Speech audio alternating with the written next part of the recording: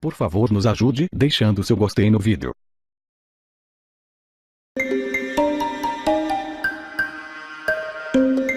A Coreia do Norte lançou mais um míssil que sobrevoou a ilha japonesa de Hokkaido, segundo o governo do Japão. Quem está por lá é o correspondente Márcio Gomes, estava gravando um programa nesse lugar. A gente vai conversar com ele por telefone agora.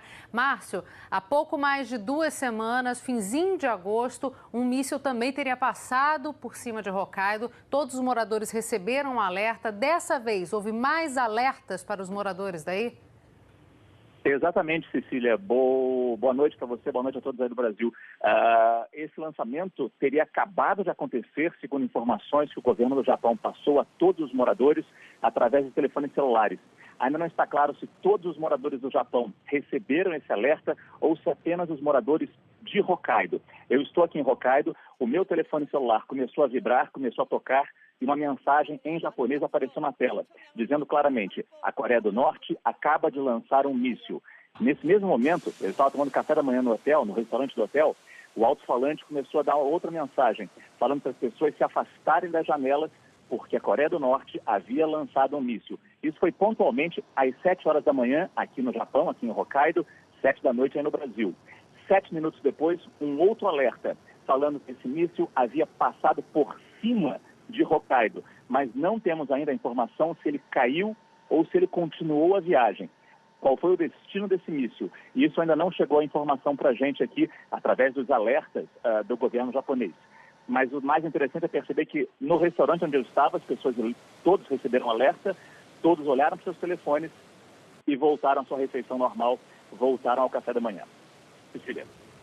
Márcio, obrigada pelas informações. O Márcio que está nessa que é uma das maiores ilhas aí do arquipélago japonês, gravando um Globo Repórter e pôde presenciar esse momento muito semelhante ao que aconteceu no fim do mês passado, né, Márcio? A gente lembra, você também passou detalhes para a gente do que aconteceu no fim de agosto, né? Foi exatamente a mesma coisa, todo mundo começou a receber alerta para as pessoas irem para locais subterrâneos, tentarem se proteger, né? Exatamente, eu estava em Tóquio, mas aí a informação chegou a Tóquio de que os moradores de Hokkaido também receberam alertas nos seus telefones, dizendo para buscarem abrigos. Nesse ponto onde eu estou no interior da ilha de Hokkaido, que é a segunda maior ilha formal do arquipélago japonês, eu não ouvi alertas de sirenes de alerta do sistema de alerta do país. Mas definitivamente em outras cidades, isso eu poderia garantir, esse alerta tocou, porque se esse alerta chegou pelo telefone celular, as sirenes também soaram aqui em Hokkaido. E sim, foi uma trajetória aparentemente muito parecida com o lançamento de há cerca de 2 semanas, quando a Coreia do Norte também lançou um míssil e ele caiu a cerca de 1.200 quilômetros no Oceano Pacífico, distante da costa de Hokkaido, mas também sobrevoou a ilha de Hokkaido. Cecília. Márcio, muito obrigada pelas informações. Tendo qualquer novidade, chama a gente aqui, por favor. Obrigada.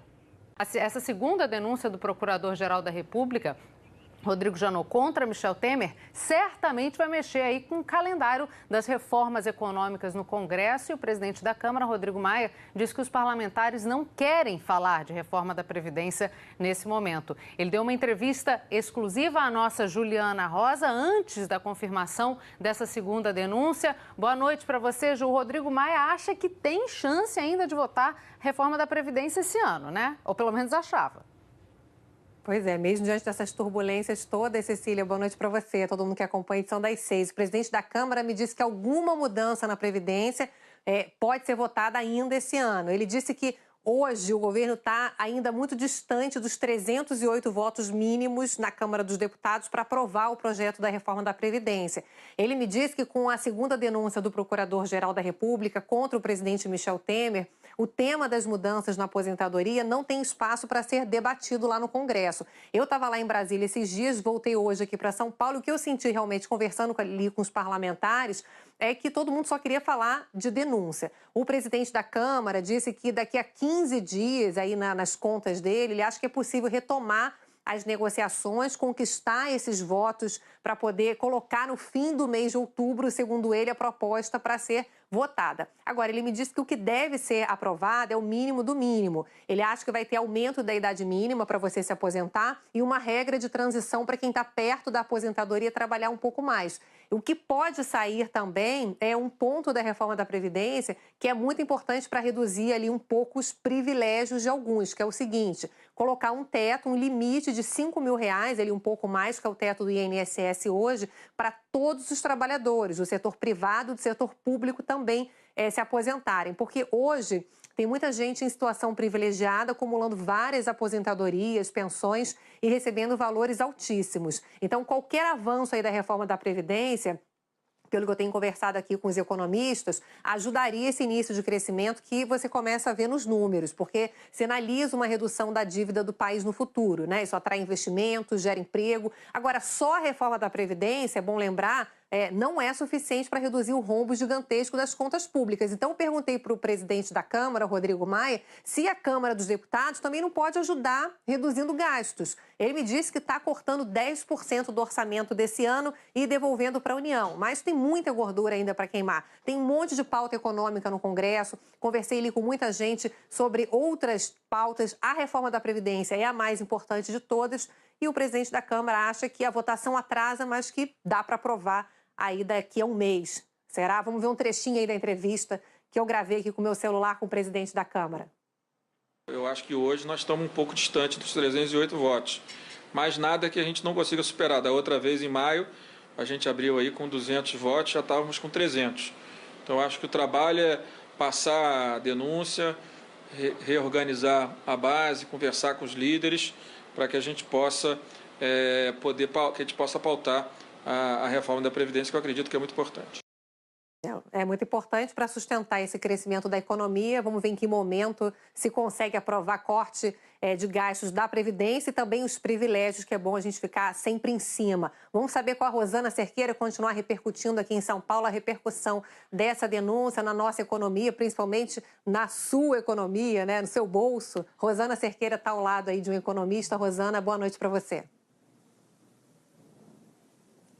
Boa noite, Juliana. Boa noite a todos. O que preocupa, né, Juliana, é os efeitos dessa denúncia, dessa turbulência política na economia real, principalmente, diante dos primeiros sinais positivos que a gente registra aqui e ali na economia engatinhando, e a gente tem esse cenário político que, com certeza, sempre repercute, tem influência, assim, na economia, e nós vamos falar sobre esse assunto com Antônio Corrêa de Lacerda, professor aqui de Economia da PUC São Paulo. Professor, de imediato, os efeitos quais seriam, o que o senhor imagina?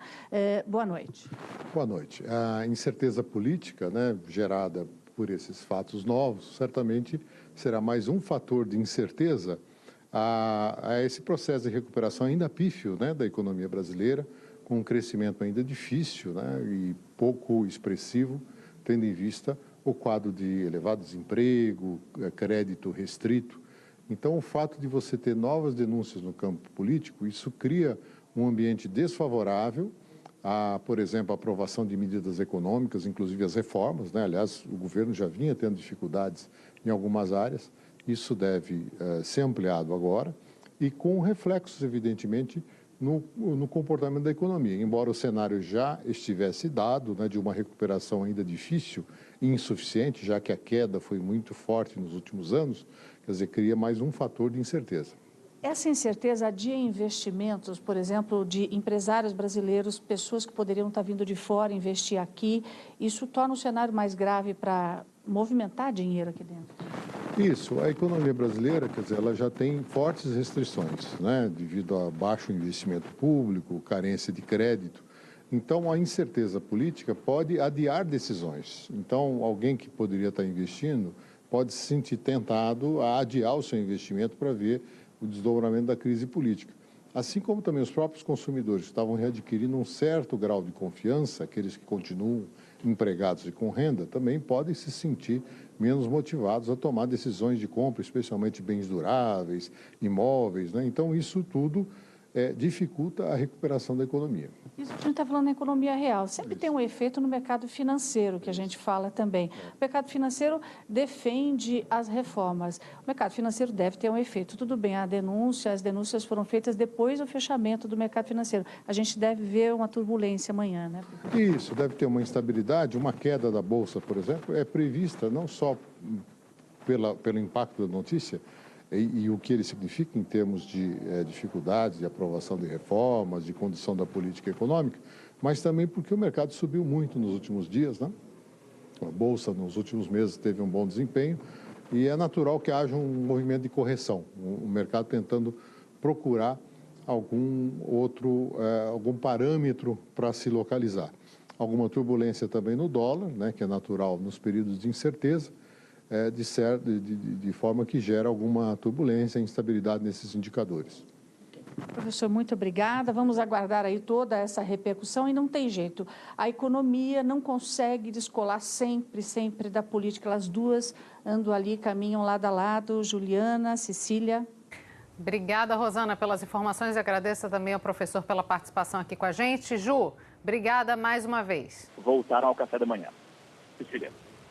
Márcio, obrigada pelas informações. O Márcio que está nessa que é uma das maiores ilhas aí do arquipélago japonês, gravando um Globo Repórter e pôde presenciar esse momento muito semelhante ao que aconteceu no fim do mês passado, né, Márcio? A gente lembra, você também passou detalhes para a gente do que aconteceu no fim de agosto, né? Foi exatamente a mesma coisa, todo mundo começou a receber alerta para as pessoas irem para locais subterrâneos, tentarem se proteger, né?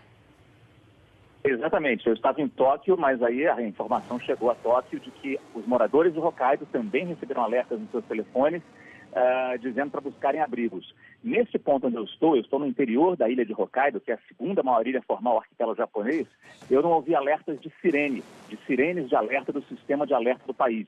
Mas definitivamente em outras cidades, isso eu poderia garantir, esse alerta tocou. Porque se esse alerta chegou pelo telefone celular, as sirenes também soaram aqui em Hokkaido.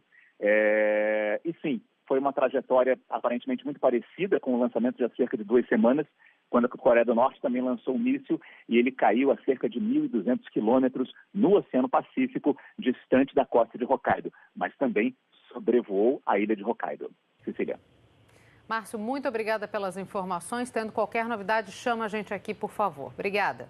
Essa segunda denúncia do Procurador-Geral da República, Rodrigo Janot, contra Michel Temer, certamente vai mexer aí com o calendário das reformas econômicas no Congresso. E o presidente da Câmara, Rodrigo Maia, diz que os parlamentares não querem falar de reforma da Previdência nesse momento. Ele deu uma entrevista exclusiva à nossa Juliana Rosa antes da confirmação dessa segunda denúncia. Boa noite para você, Ju. O Rodrigo Maia acha que tem chance ainda de votar reforma da Previdência esse ano, né? Ou pelo menos achava. Pois é, mesmo diante dessas turbulências todas, Cecília, boa noite para você, todo mundo que acompanha a edição das 6. O presidente da Câmara me disse que alguma mudança na Previdência pode ser votada ainda esse ano. Ele disse que hoje o governo está ainda muito distante dos 308 votos mínimos na Câmara dos Deputados para aprovar o projeto da reforma da Previdência. Ele me disse que com a segunda denúncia do Procurador-Geral da República contra o presidente Michel Temer, o tema das mudanças na aposentadoria não tem espaço para ser debatido lá no Congresso. Eu estava lá em Brasília esses dias, voltei hoje aqui para São Paulo. O que eu senti realmente conversando ali com os parlamentares é que todo mundo só queria falar de denúncia. O presidente da Câmara disse que daqui a 15 dias, aí nas contas dele, ele acha que é possível retomar as negociações, conquistar esses votos para poder colocar no fim do mês de outubro, segundo ele, a proposta para ser votada. Agora, ele me disse que o que deve ser aprovado é o mínimo do mínimo. Ele acha que vai ter aumento da idade mínima para você se aposentar e uma regra de transição para que é uma das maiores ilhas aí do arquipélago japonês, gravando um Globo Repórter e pôde presenciar esse momento muito semelhante ao que aconteceu no fim do mês passado, né, Márcia? A gente lembra, você também passou detalhes para a gente do que aconteceu no fim de agosto, né? Foi exatamente a mesma coisa, todo mundo começou a receber alerta para as pessoas irem para locais subterrâneos, tentarem se proteger, né? Exatamente, eu estava em Tóquio, mas aí a informação chegou a Tóquio de que os moradores de Hokkaido também receberam alertas nos seus telefones, dizendo para buscarem abrigos. Nesse ponto onde eu estou no interior da ilha de Hokkaido, que é a segunda maior ilha formal do arquipélago japonês, eu não ouvi alertas de sirenes de alerta do sistema de alerta do país. Mas definitivamente em outras cidades, isso eu poderia garantir, esse alerta tocou. Porque se esse alerta chegou pelo telefone celular, as sirenes também soaram aqui em Hokkaido. E sim, foi uma trajetória aparentemente muito parecida com o lançamento de há cerca de 2 semanas, quando a Coreia do Norte também lançou um míssil e ele caiu a cerca de 1.200 quilômetros no Oceano Pacífico, distante da costa de Hokkaido, mas também sobrevoou a ilha de Hokkaido. Cecília. Márcio, muito obrigada pelas informações. Tendo qualquer novidade, chama a gente aqui, por favor. Obrigada. Essa segunda denúncia do Procurador-Geral da República, Rodrigo Janot, contra Michel Temer, certamente vai mexer aí com o calendário das reformas econômicas no Congresso. E o presidente da Câmara, Rodrigo Maia, diz que os parlamentares não querem falar de reforma da Previdência nesse momento. Ele deu uma entrevista exclusiva à nossa Juliana Rosa antes da confirmação dessa segunda denúncia. Boa noite para você, Ju. O Rodrigo Maia acha que tem chance ainda de votar reforma da Previdência esse ano, né? Ou pelo menos achava. Pois é, mesmo diante dessas turbulências todas, Cecília, boa noite para você, todo mundo que acompanha a edição das 6. O presidente da Câmara me disse que alguma mudança na Previdência pode ser votada ainda esse ano. Ele disse que hoje o governo está ainda muito distante dos 308 votos mínimos na Câmara dos Deputados para aprovar o projeto da reforma da Previdência. Ele me disse que com a segunda denúncia do Procurador-Geral da República contra o presidente Michel Temer, o tema das mudanças na aposentadoria não tem espaço para ser debatido lá no Congresso. Eu estava lá em Brasília esses dias, voltei hoje aqui para São Paulo. O que eu senti realmente conversando ali com os parlamentares é que todo mundo só queria falar de denúncia. O presidente da Câmara disse que daqui a 15 dias, aí nas contas dele, ele acha que é possível retomar as negociações, conquistar esses votos para poder colocar no fim do mês de outubro, segundo ele, a proposta para ser votada. Agora, ele me disse que o que deve ser aprovado é o mínimo do mínimo. Ele acha que vai ter aumento da idade mínima para você se aposentar e uma regra de transição para quem está perto da aposentadoria trabalhar um pouco mais. O que pode sair também é um ponto da reforma. Querem falar de reforma da Previdência nesse momento. Ele deu uma entrevista exclusiva à nossa Juliana Rosa antes da confirmação dessa segunda denúncia. Boa noite para você, Ju. O Rodrigo Maia acha que tem chance ainda de votar reforma da Previdência esse ano, né? Ou pelo menos achava. Pois é, mesmo diante dessas turbulências todas, Cecília, boa noite para você, todo mundo que acompanha a edição das 6. O presidente da Câmara me disse que alguma mudança na Previdência pode ser votada ainda esse ano. Ele disse que hoje o governo está ainda muito distante dos 308 votos mínimos na Câmara dos Deputados para aprovar o projeto da reforma da Previdência.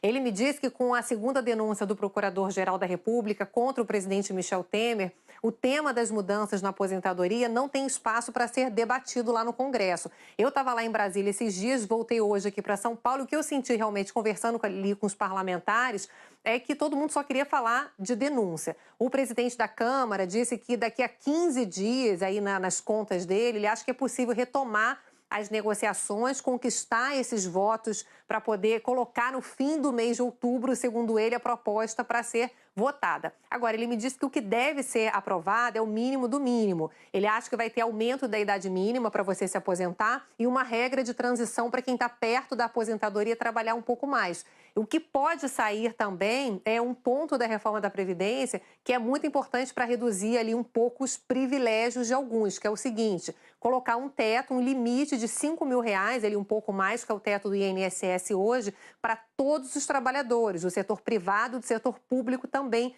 se aposentarem. Porque hoje tem muita gente em situação privilegiada, acumulando várias aposentadorias, pensões e recebendo valores altíssimos. Então, qualquer avanço aí da reforma da Previdência, pelo que eu tenho conversado aqui com os economistas, ajudaria esse início de crescimento que você começa a ver nos números, porque sinaliza uma redução da dívida do país no futuro, né? Isso atrai investimentos, gera emprego. Agora, só a reforma da Previdência, é bom lembrar, não é suficiente para reduzir o rombo gigantesco das contas públicas. Então, eu perguntei para o presidente da Câmara, Rodrigo Maia, se a Câmara dos Deputados também não pode ajudar reduzindo gastos. Ele me disse que está cortando 10% do orçamento desse ano e devolvendo para a União. Mas tem muita gordura ainda para queimar. Tem um monte de pauta econômica no Congresso. Conversei ali com muita gente sobre outras pautas. A reforma da Previdência é a mais importante de todas. E o presidente da Câmara acha que a votação atrasa, mas que dá para aprovar aí daqui a um mês. Será? Vamos ver um trechinho aí da entrevista que eu gravei aqui com o meu celular com o presidente da Câmara. Eu acho que hoje nós estamos um pouco distante dos 308 votos. Mas nada que a gente não consiga superar. Da outra vez, em maio, a gente abriu aí com 200 votos, já estávamos com 300. Então, eu acho que o trabalho é passar a denúncia, reorganizar